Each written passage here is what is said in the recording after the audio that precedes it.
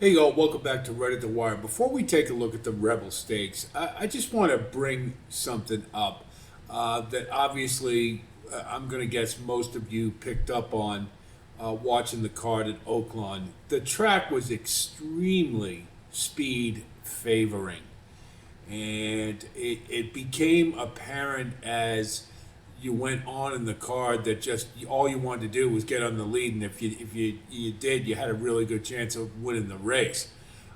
We noticed it throughout the card, and one of the things I was able to get the exact and the Rebel Stakes basically because I just had to throw out any late running horse and just went with Manicat Road with all the speed horses, and voila, what he came up with it. So, and I only mention this is to just sort of ram home a point about a lot of times in these races we have preconceived notions as to how they're going to go, but it is important to pay attention to the track and how the track is playing. And if you do have to audible from your initial game plan, then you got to audible. So I just always like to kind of bring it up as a little point for you less experienced players to think about in the future. So we're going to take a look at the Rebel Stakes. And of course, we know board number 10 scratched out. And I think you all know who the players are. So let's give a listen. Let's take a look at it. And they're off. Good break. You see, good break, particularly for Sandman, broke very well. And you see, Manicat Road, I kind of suspected at this point that's what they were going to do because the track was so speed favoring. And he took advantage of it and ran his eyeballs out. Speed King, you see, was at a bit of disadvantage out on the 11 hole, and consequently, he was not able to get to the lead and really didn't have anything to offer later in the race. But it was one of those races that if you were a late runner, you basically had no chance. And even here, look, you got 10 lengths between Manicat Road and Coal Battle. Manicat Road, the pacemaker by 2, Innovators second. And you see Coal Battle starting to make a move. What a great move by the jockey. I think it was Juan Vargas. Just an excellent idea to get going early. Took note of the bias. And I always love it when a horse moves early in a race and busts it open. And Coal Battle, he couldn't quite get away from Manicat Road, but just a great effort. And ran a really big, just a huge race. When you see any of the late runners, there's just, aside from Sandman, really didn't have any chance. Coal Battle at the top of the lane. Manicat Road to the inside. Not done. It's Coal Battle narrowly ahead. Now Sandman's getting rolling. He's third, but he's 7 behind. 16 you see, to he's go. just too little, too late, just not enough. But he was screaming down the stretch. And if we have one question answered, we know this: that Sandman, if he's going to have any chance, has got to be more forwardly placed. So let's grade him out. In the Rebel, he is a true gritty racehorse. Manicat Road was set. So let's grade out the Rebel Stakes, and obviously we'll start with Coal Battle, and he gets an A+. That was an excellent effort. I didn't know he had it in him. Be honest, his speed figures were slower than, and I thought he got it easy in the Smarty Jones. And he made a believer out of me. He's 5 for 5 on the dirt. He's a hard knocker. It remains to be seen. I'm going to want one more out of him before I really get sold, but I certainly was impressed with the effort, particularly when you consider that he was mid-pack on a speed-favoring track and had to make up about 10 lengths and basically had to close into a speed-favoring track, a bias. And I think he, was a really special effort.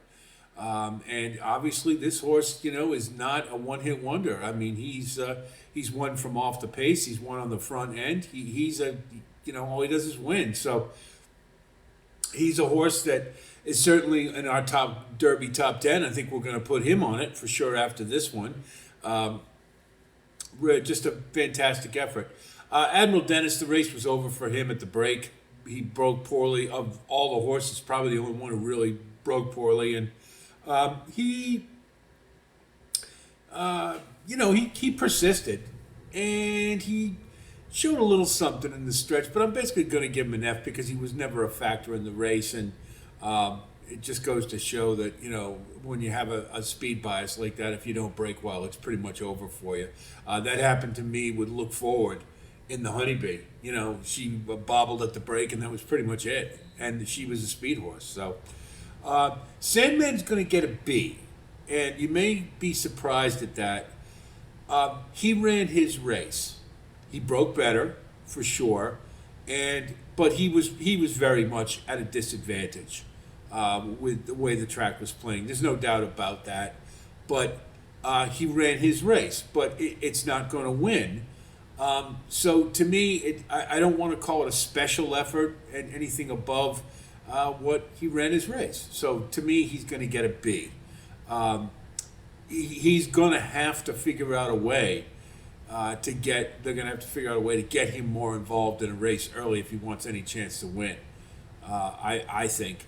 And otherwise, we're going to be looking at him in third and fourth. And, last couple of derbies, I've liked later runners, Catching Freedom and Angel of Empire, and, look what happened. I mean, second and third, it's just a really tough place to be nowadays with the derby. So something to keep in mind with Sandman. Nice horse, ran a good race, but he may be up against it as far as being a top performer in the Derby. But all you got to do is look at Sierra Leone last year.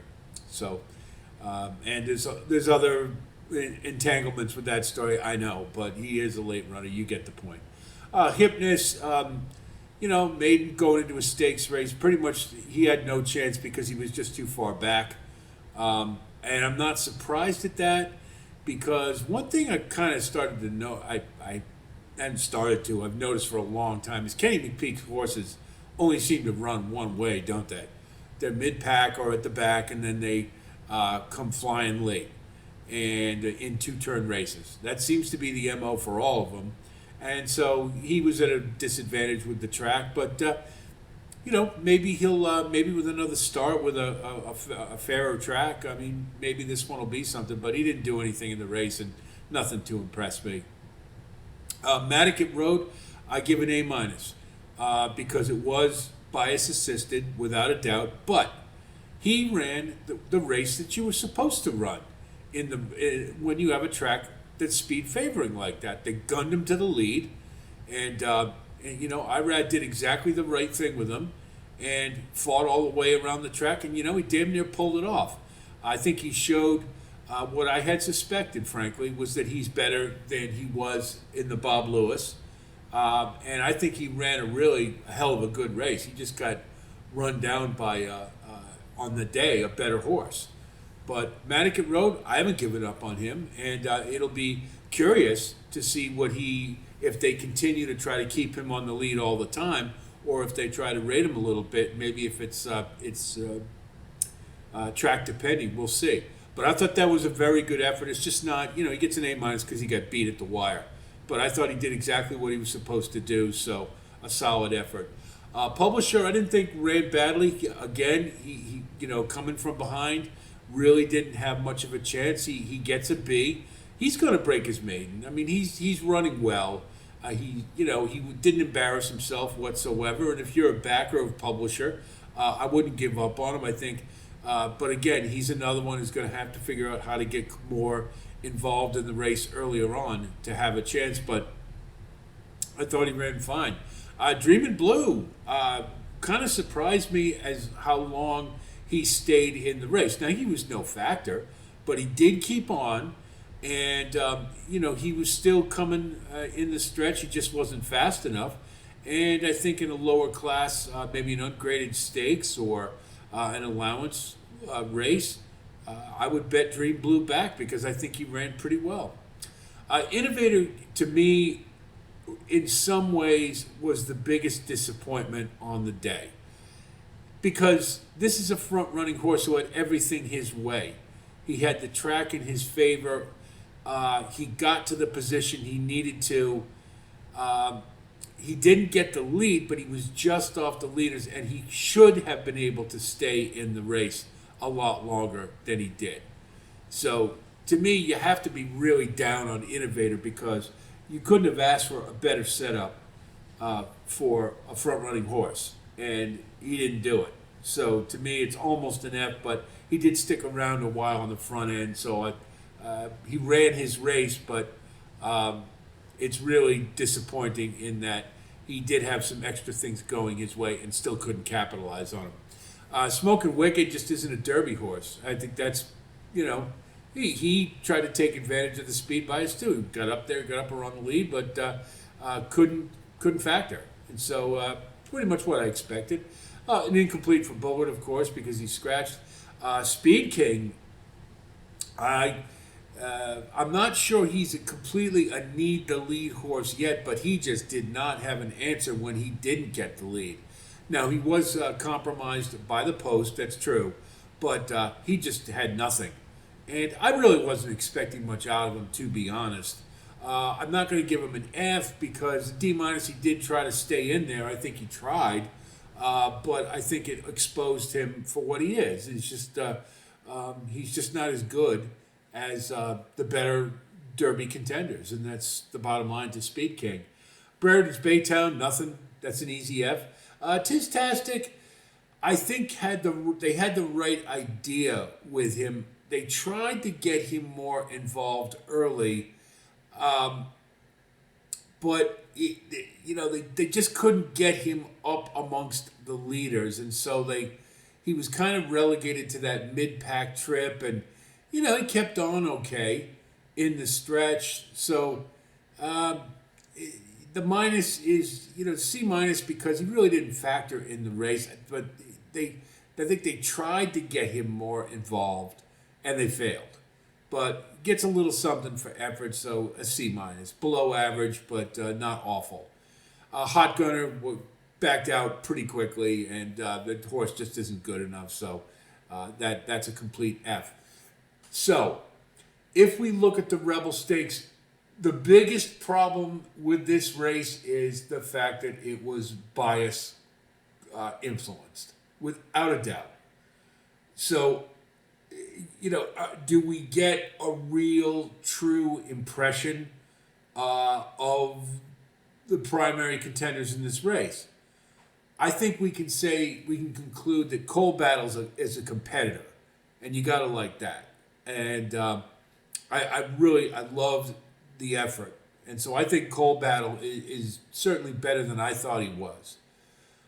Sandman he ran his race, but I guess he's going to need a little help with a closer favoring track. I don't know.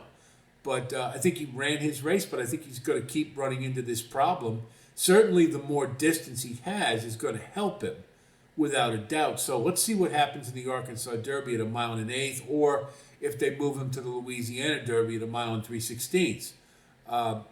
That will certainly help, and certainly 1 1/4 is what this horse wants.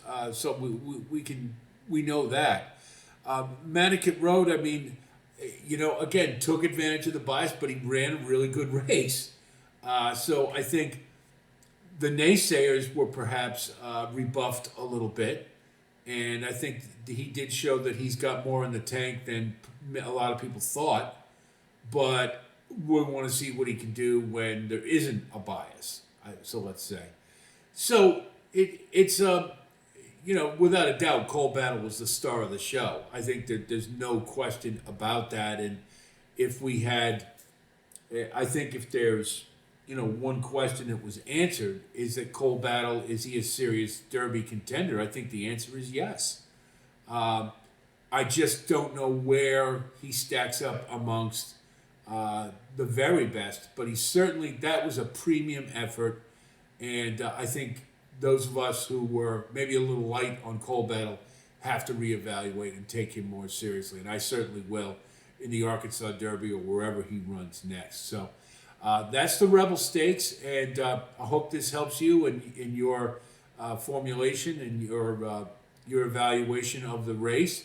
Certainly, if you have objections or a viewpoint to the contrary, I'd love to hear from you, and feel free to reach out. We're going to have the Fountain of Youth the Gotham and the San Felipe coming up this week. We will have posts for all of them, and we will likely have a sequence for Gulfstream, I imagine. That's usually Fountain of Youth Day is usually a pretty good card. So we'll have all that coming up, and of course we'll have our top 10 as well. So stay tuned for all of that. If you do like content like this, of course, please like and subscribe. And thanks to all of you who have been coming on board. We really appreciate it. Good to have you. So that's it from here. I'll talk to you soon, and until then, be well.